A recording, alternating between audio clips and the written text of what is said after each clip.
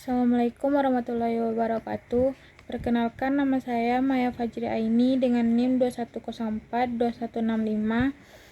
Di sini saya akan menjelaskan resume dari tugas 2 statistik, yaitu pengukuran data. Yang pertama, ukuran tendensi sentral. Dalam konteks analisis statistik, measures of central tendency atau yang disebut dengan ukuran tendensi sentral merupakan konsep penting yang digunakan untuk menyajikan representasi pusat atau tengah dari distribusi data.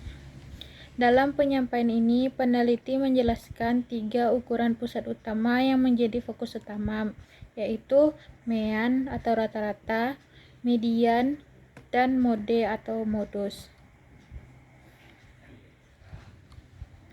Yang pertama, mean atau rata-rata. Mean atau yang sering disebut rata-rata merupakan ukuran pusat yang diperoleh dengan menjumlahkan seluruh nilai dalam kumpulan data dan kemudian membaginya dengan jumlah total nilai dalam kumpulan tersebut. Untuk mengindikasikan rata-rata populasi, simbol P digunakan sementara simbol X digunakan untuk menyatakan rata-rata sampel. Materi presentasi ini menguraikan rumus perhitungan rata-rata untuk populasi dan sampel secara rinci. Yang kedua adalah median. Median adalah titik tengah dalam susunan data, di mana setengah dari nilai-nilai berada di atasnya dan setengah lainnya berada di bawahnya. Perhitungan median melibatkan pengurutan data terlebih dahulu, dan nilai yang berada di posisi tengah dianggap sebagai median.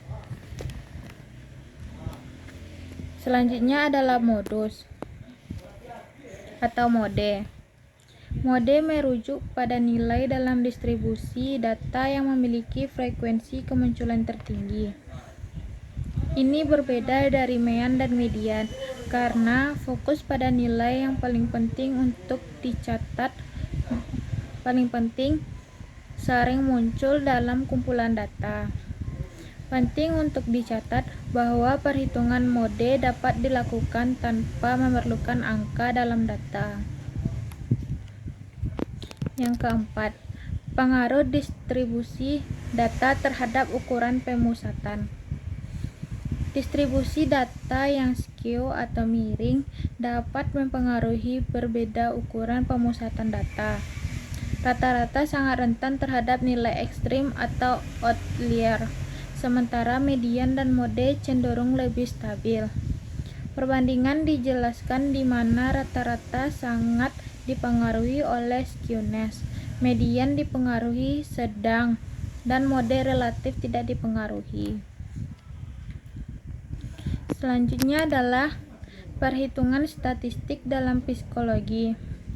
Perhitungan untuk 3 ukuran tendensi sentral, median, rata-rata, dan modus pada materi ini akan dimulai dari membuat beberapa data sampel. Pada sampel ini dibutuhkan 10 angka atau lebih. Misalnya, angka 6, 5, 4, 1, 7, 8, 3, 3, 2, 3. Pada hal ini sebaiknya dimulai dengan mean atau nilai rata-rata. Dari contoh angka tersebut kita ambil meannya. Jika menghitung rata-rata populasi yang digunakan, rumus MU atau M kali MU ini berarti rata-rata populasi hanyalah sebuah simbol untuk mewakilinya, dan kemudian akan didapatkan nilai dari MU. Dengan rumus dan hasil dari MU maka harus dibagi dengan kapital N, jumlah dalam populasi dengan jumlah nilai total. Jika sekarang akan melakukan dengan melakukan sampel mean, rumus X bar. Pada rumusnya akan terlihat sama, namun berbeda pada penyebutannya. Pada hal ini, penyebutannya memiliki ukuran sampel yang kecil dibanding ukuran yang besar. Untuk nomor indeks dapat dimulai dari mencari berapa indeks pada sebuah angka. Pada sebuah indeks angka secara harfiah dapat diartikan sebagai pemberian nomor pada nilai yang berbeda, sehingga dapat membuat baris yang pada setiap indeks mewakili jenis indeks atau setiap individu, sehingga saya dapat memberi nomor pada semua angka atau populasi. Cara awal untuk mengetahui bahwa Anda memiliki 10 angka yang berbeda dalam sebuah sampel adalah anggap sampel ini menjadi contoh X6, 5, 4, 1, 7, 8, 3, 3, 2, 3, 1, 2, 3, 4, 5, 6, 7, 8, 9, 10. Untuk melanjutkan hitungan ini, berpura-pura data sampel di sini, maka dari adalah diambil jumlah dari nilai semua angka 1 sampai maka akan terlihat seperti penjumlahan. Maka hasilnya seperti ini: 6 ditambah 5 ditambah 4 ditambah 1 ditambah 7 ditambah 8 ditambah 3 ditambah 3 ditambah 2 ditambah 3. Jumlahnya adalah 42. Hasil dari ini akan dimasukkan pada rumus sama dengan 4,2.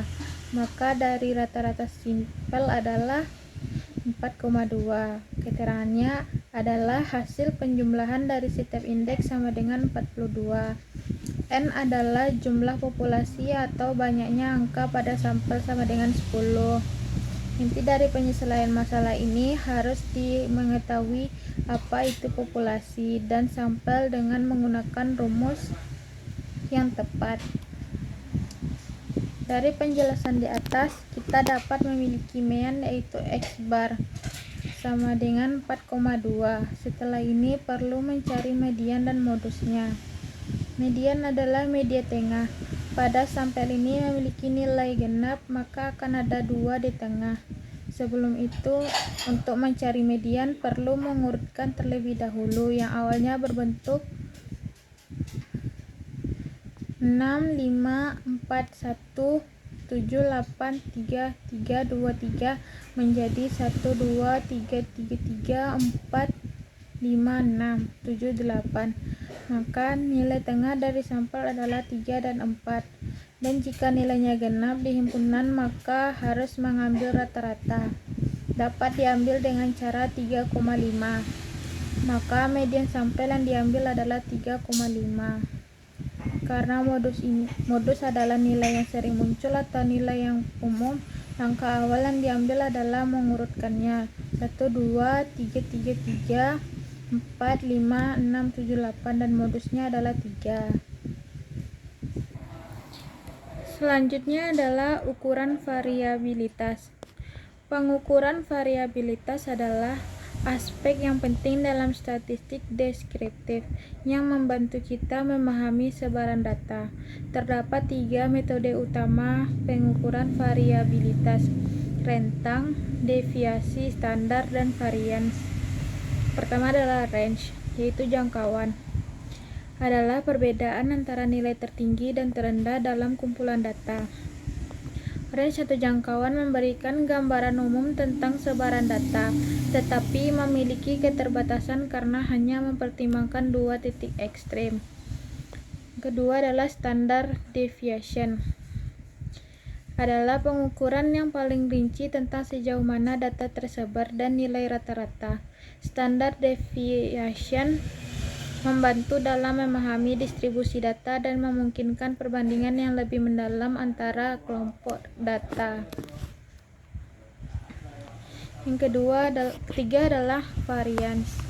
Adalah kuadrat dan deviasi standar dan mengukur fluktuasi data dari nilai rata-rata. Ini memberikan wawasan tentang variasi data. Pengukuran variabilitas penting dalam pengambilan keputusan. karena mereka memberikan informasi lebih lengkap daripada hanya mengandalkan nilai rata-rata. Deviasi standar juga membantu dalam evaluasi distribusi data dengan aturan empiris yang menghubungkan deviasi standar dengan presentasi data dalam rentang tertentu. Dalam analisis data, rentang deviasi standar dan varians adalah alat penting untuk memahami data secara mendalam, memungkinkan pengambilan keputusan yang lebih informasi, terutama ketika membandingkan variasi antara dua kelompok data dengan lainnya tengah yang serupa. Selanjutnya adalah cara menghitung deviasi standar dan varians dengan tangan. Notasi berubah dan simbol berubah tergantung dengan apa yang acuan. Jika berbicara tentang sampel, kita menggunakan X-bar. Jika berbicara tentang suatu populasi, kita menggunakan MEM sebagai rata-rata populasinya. Tetapi sebenarnya perhitungan matematikanya sama untuk kedua kasus yang kita ambil. Setiap nilai mengurangkan mean semua nilai dan mengkuadratkan nilai tersebut, lalu membaginya dengan bilangan pembilang.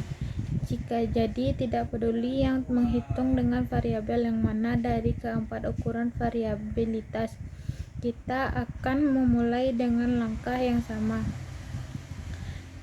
selalu memulai ke tempat yang sama, namun kemudian langkah terakhir adalah yang akan membedakan. Yang terakhir adalah skala pengukuran. Skala pengukuran menggambarkan sifat informasi yang terdapat dalam kumpulan data. Berikut adalah 4 skala pengukuran yang terdiri dari data berskala nominal, data skala ordinal, data skala interval, dan data skala rasio. Yang pertama, skala pengukuran nominal. Hal utama yang perlu diketahui tentang skala dan pengukuran nominal adalah bahwa data yang digunakan ialah non-numerik. Data bersifat kualitatif dan setiap item dalam kumpulan data harus termasuk dalam suatu kelas atau kategori. Jadi dalam setiap kasus data non-numerik, data bukanlah angka dan setiap item dalam penghimpunan termasuk dalam kategori. Contoh penggunaan data skala pengukuran nominal yaitu dalam pengolahan gender, orientasi politik, ataupun ras. Yang kedua adalah skala ordinal, dibuat berdasarkan data skala nominal. Dalam hal ini datanya bisa berupa kuantitatif ataupun kualitatif, sehingga memungkinkan penggunaan angka di dataset. Data skala ordinal berarti keteraturan, lalu item yang ada di urutan kekunci atau inti data. Jadi untuk data skala ordinal jarak item belum tentu sama. Maksudnya tidak ada interval yang sama antara jarak item-item yang berbeda. Contohnya penggunaan data skala pengukuran ordinal yaitu dalam hasil balapan atau dalam pengumpulan data yang berbentuk survei yang menggunakan sangat setuju, setuju, tidak setuju, dan sangat tidak setuju. Selanjutnya, skala pengukuran interval. Untuk data skala interval, kita hanya menggunakan data numerik atau data kuantitatif yang berupa angka dan memiliki jarak atau interval. Jika terdapat data berupa kata-kata, kita dapat mengesampingkan interval dan juga rasionya karena jarak antara titik atau interval memiliki nilai adalah sama dan tetap antara titik-titiknya, di mana hubungan pengukuran interval atau rasio antara titik-titik tidaklah bermakna. Skala interval tidak memiliki nilai nol mutlak, artinya nilai nol hanya menunjukkan titik acuan semata, sehingga skala pengukuran interval tidak dapat melakukan perhitungan atau perbandingan rasio. Contohnya adalah pada pengukuran skala suhu, skala IQ, data umur, dan skala waktu dan tahun Masehi. Yang terakhir adalah skala pengukuran rasio. Rasio itu berupa angka-angka saja, tidak ada kata-kata. Pada skala pengukuran rasio akan ada pengukuran jelas karena memiliki titik nol yang mutlak, sehingga hubungan antara titik-titik yang sangat berarti, dan rasio antara titik-titik yang berbeda sangat jelas. Skala rasio dapat membedakan, mengurutkan, dan memperbandingkan data dengan jarak tertentu dengan jelas. Contoh data skala rasio yaitu pada penggunaan data berat badan dan data penggunaan data berat badan tinggi dan data pendapatan. Sekian dari saya. Apabila ada kesalahan mohon dimaafkan. Assalamualaikum warahmatullahi wabarakatuh.